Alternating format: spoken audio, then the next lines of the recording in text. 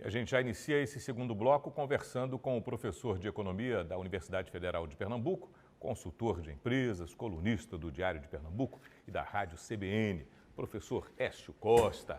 Seja bem-vindo, Écio. Boa noite. Boa noite, Raul. Boa noite ao pessoal que está assistindo. É um prazer estar conversando com você. Obrigado, professor, por nos atender. E eu vou começar perguntando, Écio, sobre o dado que revelamos agora há pouco no jornal, de que Pernambuco teve um PIB com crescimento, parece significativo para o período, 4,2%. O que representa esse número, Écio? Isso, é um número importante, né?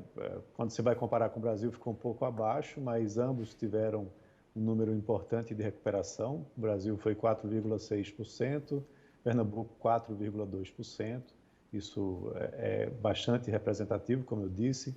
E o grande destaque é justamente a retomada do setor de serviços, tanto a nível Brasil como também a nível de Pernambuco. Em ambos, tanto no Brasil como em Pernambuco, o setor de serviços representa mais de 70% do PIB, e aqui em Pernambuco mais ainda. Então, esse setor tinha sido muito penalizado, né? Ele sofreu muito com a pandemia por conta das restrições de deslocamento, de interações sociais entre as pessoas, e com a flexibilização que aconteceu por conta do avanço da vacinação, você teve uma maior reabertura da economia que propiciou essa retomada do setor de serviços. Então, ele se recuperou bastante, se recuperou até mais a nível Brasil do que no estado de Pernambuco, né, mas mostra que a gente tem aí uma retomada pela frente. Esse ano 2022, o setor de serviços deve continuar apresentando essa retomada, tanto a nível Brasil como também a nível Pernambuco, que talvez faça até com que Pernambuco se destaque com um crescimento mais elevado do que o Brasil, por conta de representar tanto mais na economia pernambucana do que na brasileira. Professor, aí não posso deixar de tocar no assunto a crise internacional que a gente está vivendo, altas e mais altas, o petróleo vai dar um pipoco em algum momento, a gente fica imaginando que já estava sendo ruim, até chegarmos aqui com aumentos constantes de combustível, tem um aumento que parece estar represado, porque o preço do barril está lá em cima, internacionalmente. A gente não está repassando, vendo a Petrobras repassar isso imediatamente, mas em algum momento algo vai acontecer, né?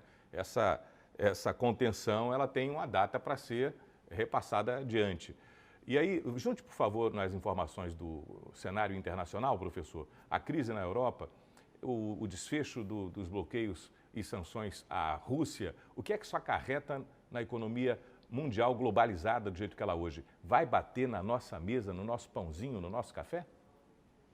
Sim, já está batendo, né? Na realidade, você tem essa invasão russa à Ucrânia como um grande termômetro para empurrar muitos preços para cima, né? O preço do trigo, o preço dos fertilizantes, o preço dos combustíveis. A Rússia está junto com a Arábia Saudita, né, entre os principais produtores e exportadores mundiais da OPEP, né, da Organização dos Países Exportadores de Petróleo. Então, qualquer movimentação ali com um embargo, como estão querendo fazer realmente para a importação de petróleo, né, da Rússia, isso pode empurrar ainda mais o preço para cima.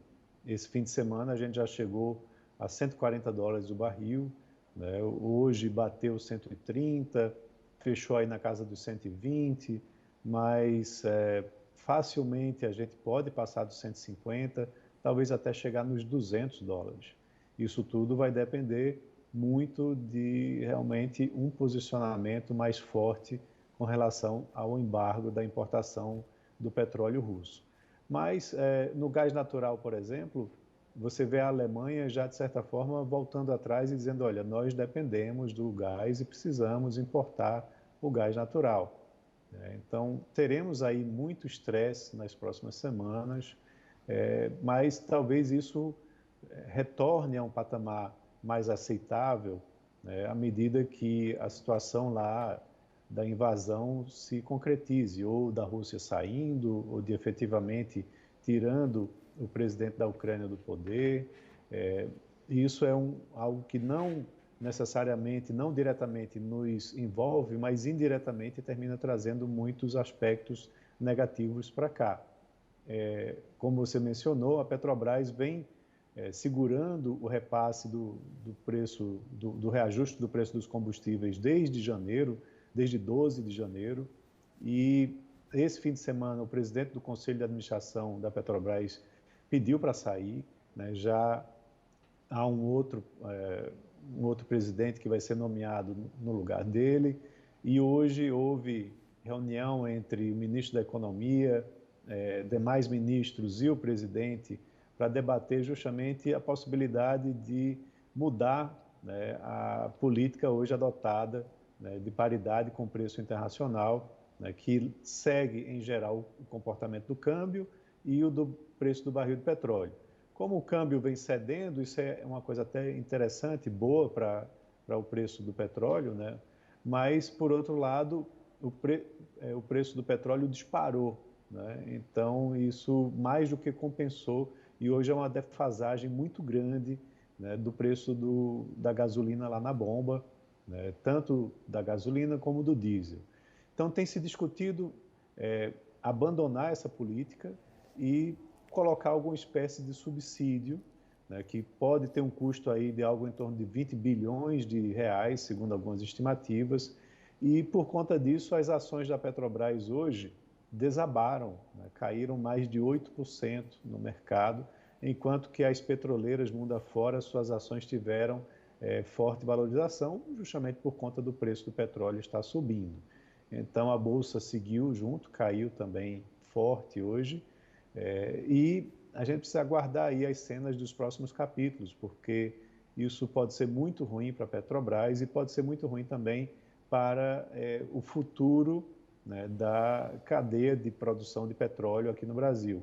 As refinarias que estão sendo, que estão sendo postuladas à sua venda, né, pela Petrobras, talvez o interesse seja reduzido bastante, porque à medida que você tem interferência na Petrobras, vai ter também interferência em refinarias, né? Então isso pode ser algo muito ruim para o mercado, né? Mas, por outro lado, tem a questão inflacionária, no ano também de eleição, então você vê aí muitos fatores que interferem, né, e que podem fazer com que o cenário fique meio complicado aí nas próximas semanas. Nesse cenário complicado, professor, vai haver naturalmente dificuldade também de abrir postos de trabalho. Então a gente vai continuar tendo aí um 2022 com as dificuldades que já vem se arrastando de 21. Criação de postos de trabalho, o senhor vê perspectivas positivas ou elas vão ser realmente minguadas? Veja, em termos de empregos formais, o ano passado foi um ano bastante positivo, né? A gente teve um impacto muito importante, né, nesse segmento da geração de empregos formais, e no emprego que é medido pela PNAD contínua do IBGE, que aí leva em consideração não só o emprego formal, como também o informal, a taxa de desemprego atingiu um nível recorde no meio do ano e ela veio caindo, né, ficando abaixo dos 12% no final do ano. Então, isso foi um resultado bastante importante, que tem uma correlação muito forte com o setor de serviços. À medida que o setor de serviços foi se recuperando, você teve aí também uma queda na taxa de desemprego. Então, se a gente tiver uma abertura ainda maior da economia, por exemplo, hoje o Rio de Janeiro anunciou que não vai utilizar mais máscaras em ambientes fechados. Então, isso traz mais segurança para as pessoas para saírem de casa.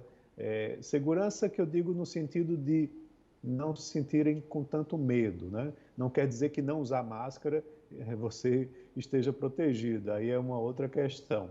Mas que eu digo das pessoas saírem mais de casa. Então, à medida que saiam mais de casa, que usem mais os serviços que são parte da nossa economia, você vai gerando mais empregos, né? A previsão de crescimento da economia brasileira esse ano é muito baixa, é próxima de 0,3%, segundo o mercado, mas pode ser que a gente tenha surpresas positivas ao longo do ano, e aí tem um crescimento maior, e esse crescimento pode também gerar mais empregos, tá? Então essa é uma dinâmica que pode sim acontecer, vai depender muito dos cenários. Agora, em termos de inflação, a previsão é que agora, em abril ou maio, ela começasse a ceder, justamente porque a Selic foi muito elevada e vai continuar ainda tendo uma elevação na próxima reunião do Comitê de Política Monetária.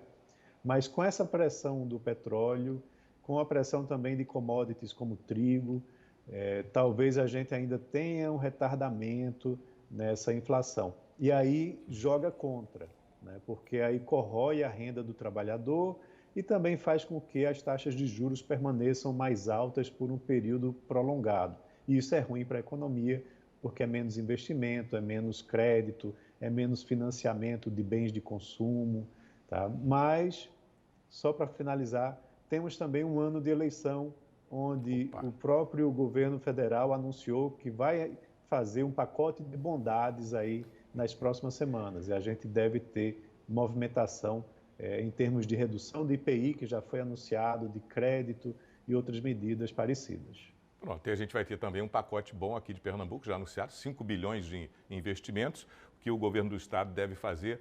Naturalmente vai aliviar, de alguma forma, essa pressão internacional externa, porque a gente vai ter um ano que Pernambuco investe bastante aqui. Isso, também você tem, não só o estado de Pernambuco, diversos outros estados que estão com caixa e é ano de eleição, então também vão fazer investimentos em infraestrutura, até reajustes de funcionalismo público, então isso movimenta a economia. Agora, claro, é um movimento mais de curto prazo, né? E da mesma forma que a nível federal, esse pacote de bondades que eu mencionei tem, de certa forma, um intuito eleitoral, os estados também vão nesse mesmo caminho. Então, isso pode ajudar, no curto prazo, a dar uma melhorada nessa previsão de crescimento baixo que a gente tem para a economia. Agora, o ideal mesmo é que esses conflitos sejam resolvidos lá fora, para que os preços das commodities se acalmem, né? Voltem a um nível mais aceitável e assim você possa ter menos pressão inflacionária, que não ocorre só aqui no Brasil. É uma pressão inflacionária mundial, né? Com vários países, como Estados Unidos, países da zona do euro, apresentando inflação muito elevada.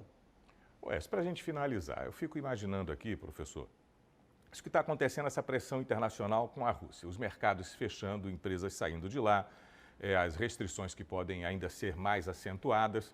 E aí a gente vê que nada disso que era para, olha, Rússia, você invadiu, Putin, ó, a gente vai aqui apertar agora, vai fechar os bancos, as ligações internacionais, a Rússia vai sofrer um aperto econômico grande aqui, saia daí. Aí faz, saio não, ele está avançando e daqui a pouco cai, a Ucrânia cai realmente no controle da Rússia.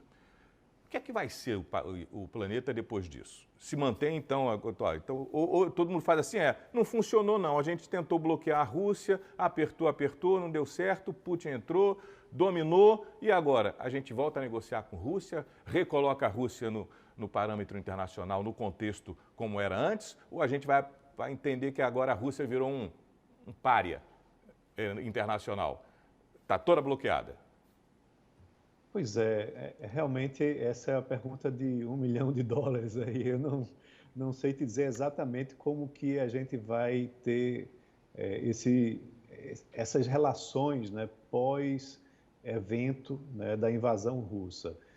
Isso traz muita mudança realmente a nível de geopolítica, em termos, por exemplo, da União Europeia, que há muito tempo não investia em armamento e agora vai passar a investir nisso também. A Rússia se volta cada vez mais para um relacionamento mais próximo da China, né? E, de certa forma, os outros países do Ocidente ainda dependem muito das exportações de determinadas commodities russas. Para o Brasil, isso é até uma oportunidade interessante também, né? Porque quando você vai olhar os investidores internacionais que acreditam, que investem em países emergentes, passam a redirecionar esses recursos para outros países, e aí o Brasil é um candidato natural para receber esses investimentos. Então tem esse lado que pode ser positivo também, mas Para se ter uma ideia, no agronegócio, nós somos os grandes produtores mundiais, alimentamos o mundo, mas nós não temos insumos suficientes em termos de fertilizantes para dar continuidade a essa produção, né? Daqui a 3 meses os estoques acabam e você precisa renovar. Então, como que vai ficar isso, né? Então, o Brasil vai precisar procurar outros fornecedores, passar a produzir domesticamente mais fertilizantes ou precisa retomar, né, o relacionamento com a Rússia para que o mundo não também morra de fome, né? Porque já que nós somos os grandes produtores mundiais de boa parte dos produtos, sem ter como produzi-los, a coisa vai ficar feia, tá? Então isso ainda vai ter muita discussão pela frente, né? A gente vai ver algum resultado saindo aí dessa invasão à Ucrânia, né? E isso vai deixar feridas que vão levar um certo tempo para serem sanadas, né? Mas essa polarização, eu acho que ela vai ser cada vez mais forte. E uma coisa importante também, o eixo mundial, ele já nos últimos anos vem mudando bastante.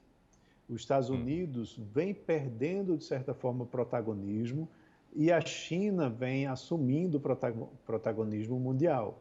Então, isso pode também ser um outro fator bastante relevante. Quando você olha as importações da maior parte dos países ao longo do tempo, as importações migraram dos Estados Unidos para a China. Sim. A China hoje é o maior parceiro comercial do Brasil e da maior parte dos países. Então, esse eixo está mudando também.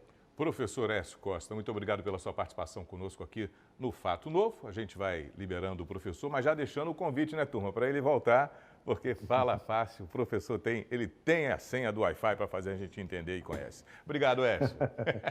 Um abraço a todos e estou à disposição, basta convidar. Já está convidado. Semana que vem a gente traz o professor de novo. Obrigado, Écio. Gente, vamos a seguir aí com as informações